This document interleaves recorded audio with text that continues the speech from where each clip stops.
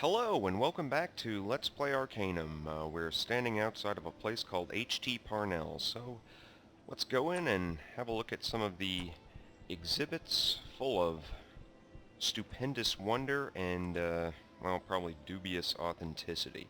So, this plaque reads, "The Bizarre Two-Headed Bovine of Vendigroth," and if you've ever played Fallout, you've got a pretty good idea of what that's a reference to. The sign in front of this object claims it's a petrified dragon, but it looks more like a poorly carved piece of rock. Alright, and this one, the plaque on this display reads, "Amazing Miniature Steam Engine Actually Works." This appears to be some sort of rock. The plaque on it reads, "The Evil Aranax." Okay, and then in this display case, inside this case is a clumsily stitched assemblage of moth-eaten bear pelts. The plaque identifies this obvious fake as the Stillwater Giant, and if you remember, Stillwater is the name of the town where we have to go to pick up the next bit of information about finding Elder Joachim, Virgil's mentor. Anyway, the plaque on this display reads, "The Authentic Cree Shrunken Head."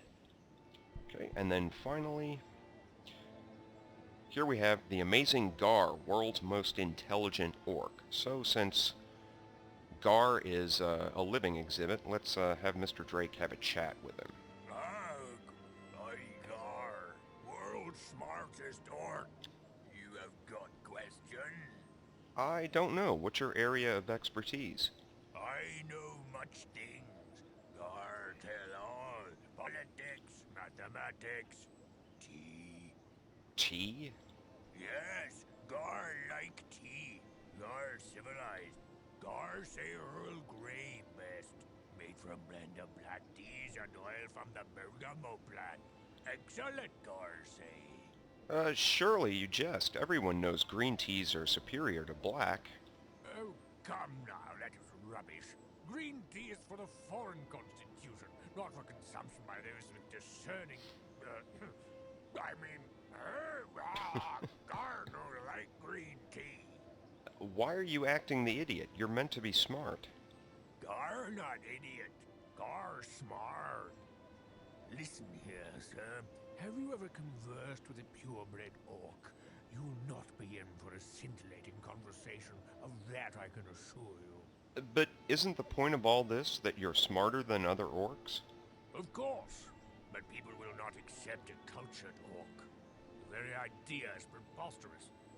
They would begin saying I was an half-orc, or even deduce my true...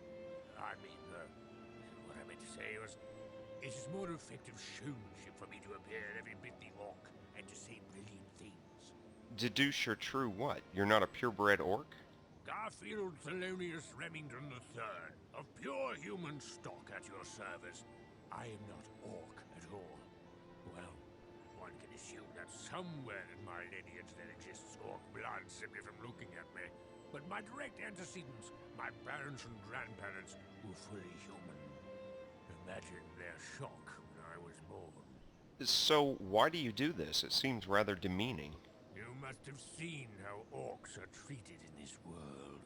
It is not pretty. Though my circumstances may seem demeaning, it is better than being spit on in the streets, or being no more than a slave in a factory.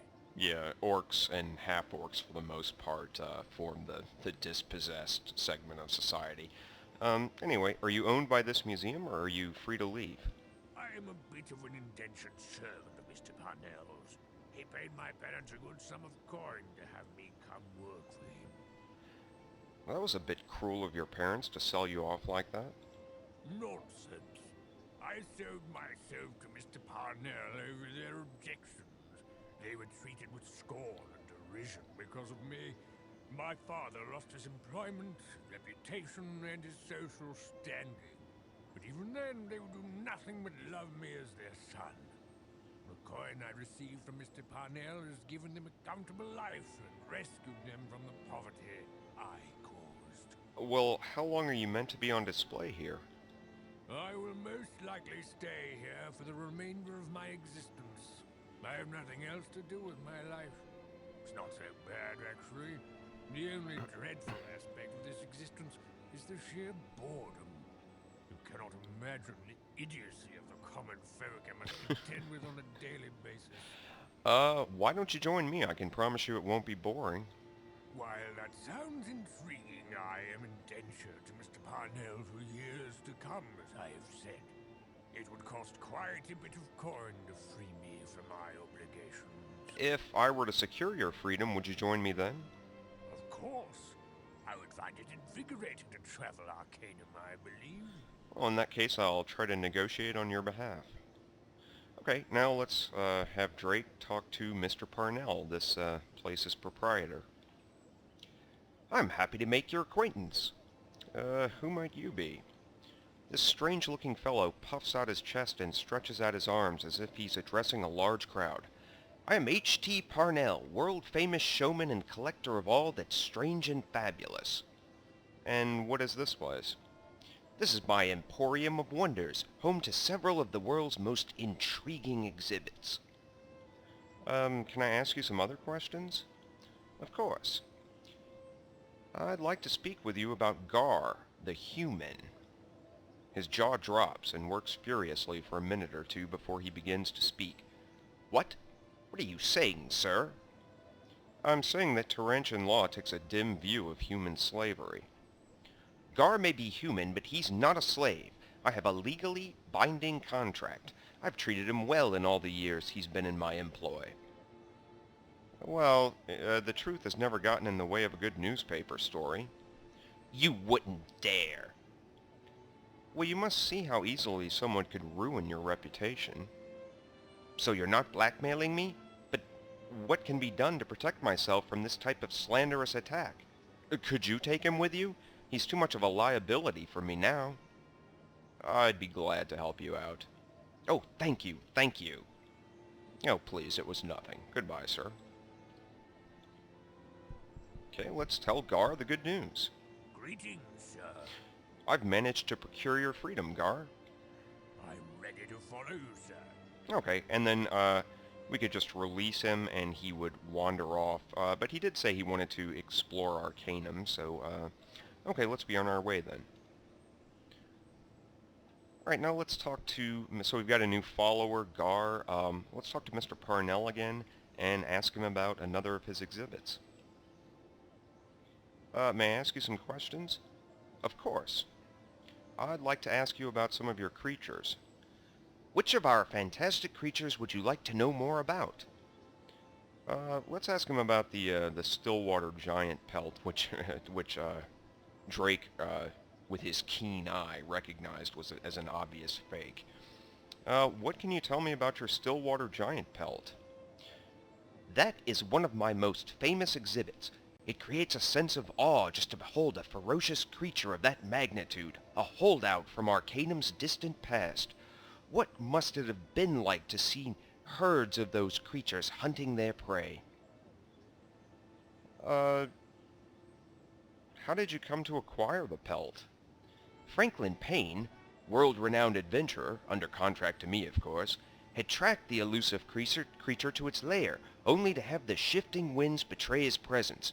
Before he could even raise his weapon, the awful beast attacked. Now, we'll be meeting Franklin Payne later on in the game. He's actually a possible recruit. And then what happened? Armed only with a small dagger, Payne leapt upon the creature. Much blood was shed by man and beast, but Payne emerged victorious after impaling the creature on one of its own claws. Are you sure Payne didn't just rip its heart out with his bare hands? Oh, that's rich. It's so rare to meet an individual of true wit. A bit of hyperbole never hurts when selling your wares to the local rubes, eh? Well, it just seems a bit less than I expected. It seems lacking somehow. Ah, yes, sadly, I believe its day is past. Looking a bit frayed around the edges, it is. Well, you can even see where it was sewn together. Are you saying it's a fake? I don't appreciate your insinuation, sir. No, I was just saying that you can see how often it's been mended. Oh, I see. Well, it has seen its share of this world with all the exhibitions and whatnot. Well, at least it still brings in the customers. Oh, if only that were the case. It lacks its previous drawing power, to be sure. There must be some other way for you to make money from it. I'm afraid not. It's humorous, actually. There was such a flurry of publicity when I insured it for a phenomenal amount of money. People who swore it was a fake came just to see something that was insured for so much. Lent it an air of authenticity, it did. Well, how about if I sneak it out of here and you can report it as stolen? What an ingenious idea. I like the way you think, sir. Here's the key to the case. Slip it out when no one's looking, thank you, I'm much obliged. Alright, so Mr. Parnell, we've helped him. He'll be able to collect insurance on the pelt and recoup some of the losses he's going to suffer from Gar's departure. So I'll just take the pelt of the Stillwater Giant, or the fake pelt, and this is going to be used much later in the game. And then before we depart, let's talk to Mr. Parnell one last time. I'd like to ask about some of your objects. Which of our exotic, intriguing objects would you like to know more about? Would you be interested in purchasing an exotic object from me? I'm always in the market for the bizarre or unusual. What have you? How about Bessie Toon's boot? Excellent. I'll give you 250 coins for the famed Bessie's boot. Sure, it's a deal. Stupendous. This will be a great boon to my museum business. Is there anything else I can help you with? No, thank you. Goodbye. Alright, so we've taken his fake pelt and replaced it with basically a Bessie Toon shoe, which I'm sure people will flock to from all corners of Arcanum to see. So now, Mr. Drake has added yet another member to his league of very ordinary gentlemen. This is Gar. And Gar is sort of like a weaker version of Sogmead Mug. He's not as strong, while he's also not as stupid. And he levels up as just a basic melee fighter. Alright. That introduction, when we freed Gar, it sort of suggests, because he's fully voiced, that his character is going to be, pretty well developed, and there might be something more for him later in the game, like a quest. Sadly, that's not the case, and the only thing he's going to say from now on will be combat taunts. So that's too bad. But now we have all of our followers. It's getting near dark, and Virgil has agreed to stop worrying about this business of Drake being a reincarnation of an important religious figure from the Panari religion. And Drake thinks that's a bunch of rubbish, but even with that being the case, he does want to know what sort of religious web he's become entangled in. And Virgil, because he's new to the religion, has been thus far unable to give him a clear picture of it.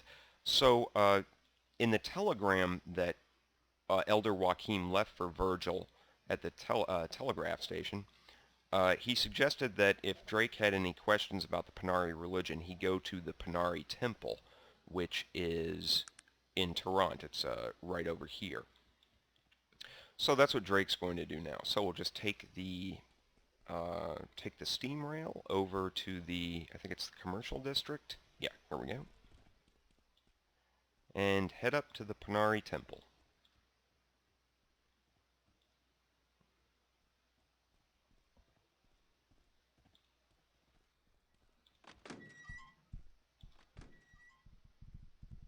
Okay, and then when we return, we'll have a chat with the Panari priest. As always, thank you for watching, and please stay tuned.